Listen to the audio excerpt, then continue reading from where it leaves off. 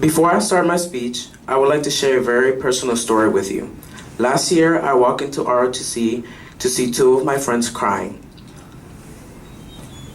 I changed their names for the purpose of this telling, however. We shall call them Megan and Anthony. I recall asking why they appear so torn. Megan was nearly silent in her reply. Her answer still haunts me. Megan told me that this was the last time I would see Anthony alive. I was confused at this point. I knew that they had been having trouble in their relationship, but for some reason it did not click in my mind that it would be this bad. As soon as Megan had told me, Anthony had run out of the room. Heart pounding, I remember rushing after him.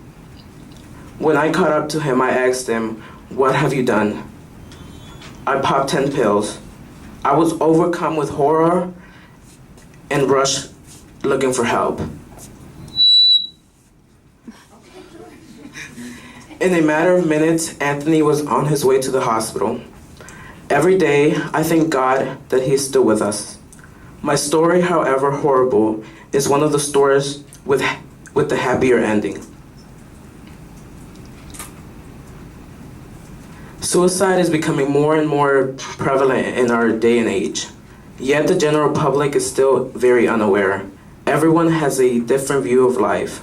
For instance, some people see life as a canyon of darkness, while others see life as a valley of joy. One of the most common causes of suicide is untreated depression.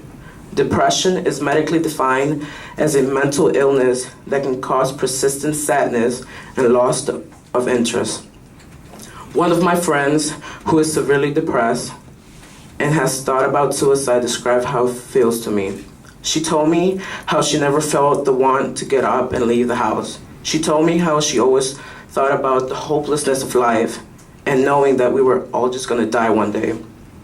She told me how people never seem to understand that she sincerely feels like nothing will ever get better.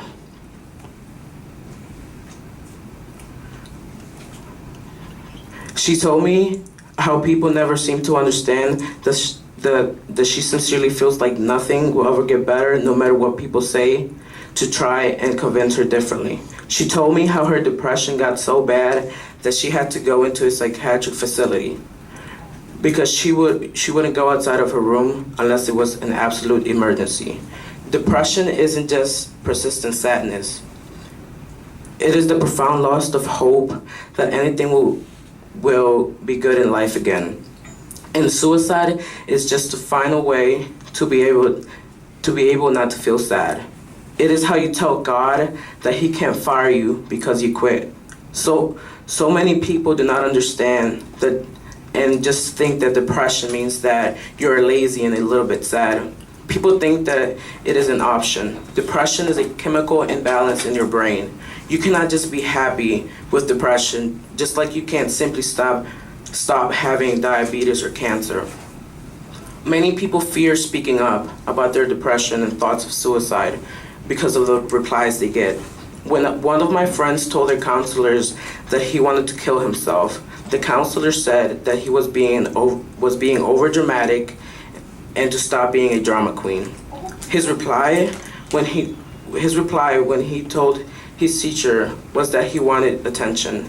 If this is the reaction the suicidal people get when they do what everyone tells them to do, to get help, what type of help are they supposed to get? If this is the response they get. If we look at statistics, there are twice as many deaths by suicide than there are by HIV and AIDS. Over half of the suicides are men between ages of 25 and 65 years old. For 15 to 24-year-olds, suicide is the third most common cause of death. 15% of people with clinically depression die by suicide. For every person to successfully commit suicide, there are between 8 to 25 who attempt suicide. In 2005, 5 people die by suicide every day in America alone. 20% of the deaths every year for 15 to 25-year-olds are attributed to suicide. Instead of always talking about how a celebrity got sent into rehab because of alcohol or drug abuse, people should invest that time into helping people who are thinking of killing themselves, psychiatric treatment centers, and to help people who are exhibiting the symptoms of suicidal thoughts and depression should be readily provided. If people spend as much of their time trying to save others as much as they spend time talking about them, how they are sent into